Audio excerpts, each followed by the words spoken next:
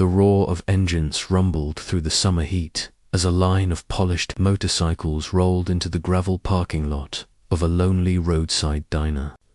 The riders were giants, broad-shouldered, rough-looking, wrapped in leather, inked from wrist to collar. They were the Iron Shields, a motorcycle club feared by many but truly known by few. Behind their intimidating faces were men with stubborn hearts and quiet loyalty. Today, they had gathered for a charity ride to raise money for a children's hospital. Their laughter bounced off chrome, sunlight, and asphalt like thunder softened by warmth. None of them had any idea that within minutes, their entire day would twist into something unforgettable, something that would test who they really were, and change a stranger's life forever.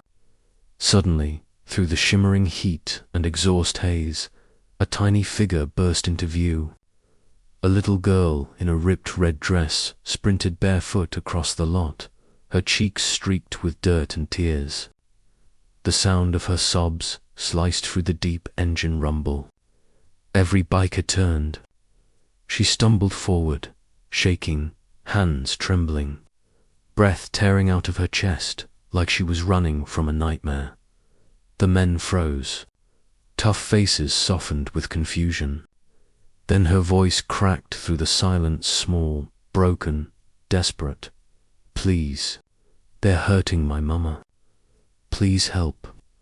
The entire lot fell into a stunned stillness. Even the engines seemed to choke quiet. Grayson, the club leader, didn't hesitate. He stepped forward, dropped to one knee, and met her eyes. His chest tightened at the sight of her tiny body shaking uncontrollably, words spilling out between gasps. A faint bruise darkened her arm, the kind that comes from someone grabbing too hard, too often. She couldn't have been more than 5 years old. Before we go any deeper, if you believe in kindness, in second chances, and in standing up for what's right, take a moment to like, comment, share, and subscribe. Your support helps us keep telling powerful, true stories that remind the world that goodness is still alive. Grayson's jaw clenched. "Where is she, sweetheart?" he asked, voice low and gentle. The little girl lifted a trembling finger toward a dusty road leading to a row of sagging, run-down houses at the town's edge. Grayson didn't need to hear anything more. Neither did the others. In one swift motion, the bikers swung onto their motorcycles. Engines growled back to life, like a storm waking up, echoing through the quiet town. Grayson carefully lifted the girl into his arms and seated her in front of him, her small hands gripping his vest. Her tears soaked into the leather patch that read "Iron Shields, we protect our own." The engine screamed as the Iron Shields tore down the dusty road. The little girl clinging to Grayson, her tiny body shaking with every bump in the pavement. She buried her face against his chest and whispered, voice cracking, "Please, please hurry. He's going to kill her." Those words cut through Grayson like a blade. His grip tightened on the handlebars as dread churned in his stomach. Within minutes, they pulled into a dying trailer park, rusted metal, broken steps, and silence heavy enough to feel wrong. Then, from the open door of a battered trailer, a man's furious shouting thundered out, followed by a woman's scream of pain that made every biker freeze. Grayson parked hard and turned to one of the men. "Stay with her," he ordered as he passed the trembling girl into steady arms. The others fell in behind him, boots hitting the steps like warning drums. Every muscle in Grayson's body shook not with fear, but with a rage he forced himself to hold back. Inside, the scene was worse than he imagined.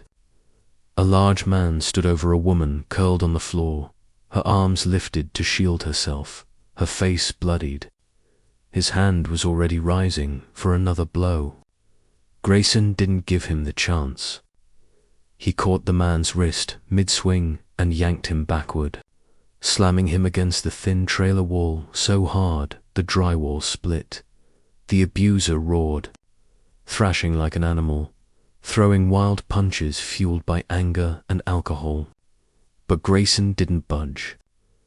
Behind him, the other bikers filled the cramped room. Their presence alone enough to drain the man's bravado. The woman, bruised, terrified, barely able to breathe, lifted her gaze. For a moment she couldn't understand what was happening. She had believed no one would ever save her. Then she saw her daughter outside in the doorway, held gently by one of the bikers, and something inside her broke. Tears streamed down her battered cheeks. Grayson pulled out his phone and called the sheriff, his voice hard as steel.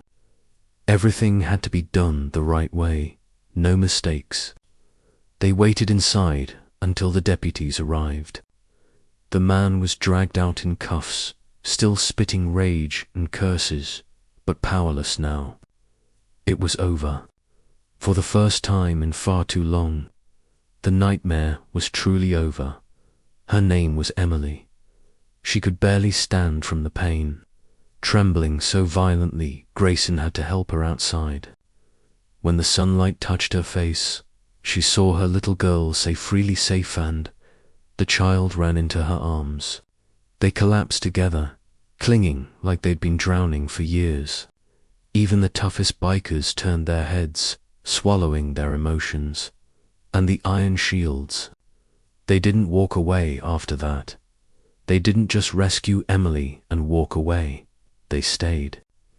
The Iron Shields spent hours inside that broken, trailer-sweeping, shattered glass, repairing the busted door, tossing out the man's mess, and filling every empty cabinet with groceries they'd rushed back to buy from the diner they'd visited minutes earlier. They made sure Emily and her little girl had a safe place to sleep that night, a small apartment owned by a friend of the club, clean, quiet, and far from danger. And when the little girl wrapped her arms around Grayson's leg, refusing to let go, he knelt down and whispered, "No one's ever going to hurt your mama again. Not while we're here." That same night, the story spread through the town like lightning. At first, people didn't believe it. Bikers didn't have the best reputation. Rough, loud, intimidating. That's what everyone assumed.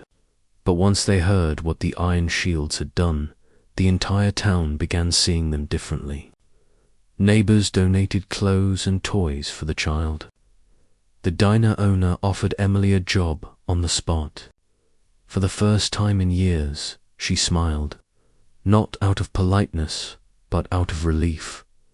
A week later, the Iron Shields organized another charity ride, but this one wasn't just for the hospital.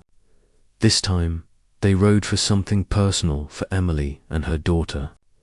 They called it Ride for Hope. Crowds gathered. Donations poured in. By the end of the day, they had raised enough money to help dozens of families escaping domestic violence. But for Grayson, none of it was about the money or the praise. It was about one thing: the moment he saw that little girl's face light up when she knew her mother was safe. That expression stayed burned in his memory. It reminded him of the nights he used to hear his own mother cry behind closed doors while his father drank and raged. Back then, he was just a boy, too small to defend her, too helpless to stop anything. He carried that guilt like a scar his whole life. So when that little girl ran into that parking lot, screaming for help, it felt like the universe was giving him the chance he had lost years ago. And this time, he didn't hesitate. Over the next few months, the Iron Shields quietly launched a foundation, the Little Red Dress Project, named after the brave child who ran across a parking lot in a torn red dress to save her mother. The project provided shelter, legal support, emergency funds, and counseling to abuse victims. Word spread far past their small town. Other motorcycle clubs across the country joined the cause. Soon, what started with one terrified child and a group of misunderstood men grew into a nationwide movement of protection and hope. One evening, as the sun dipped low over the open road, Emily and her daughter stopped by the clubhouse. The little girl spotted Grayson and sprinted toward him, her smile wide and fearless, so different from the child he had first met.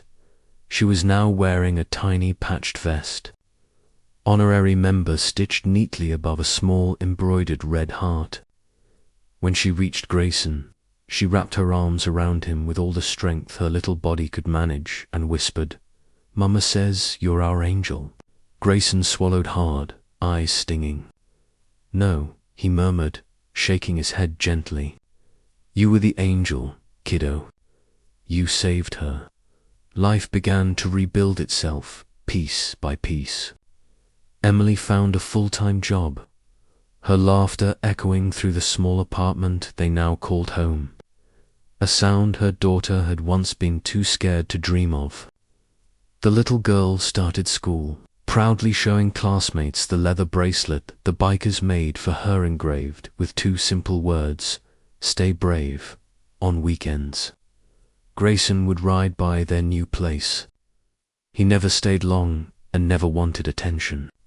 He just needed to see that they were okay. And each time he spotted the girl waving from the window, joy lighting up her face, something deep inside him mended a little more. That one day one desperate cry had turned complete strangers into something that felt like family. Weeks turned into months, and the tale of the iron shields and the little girl in the red dress became a legend whispered all over town. News crews showed up.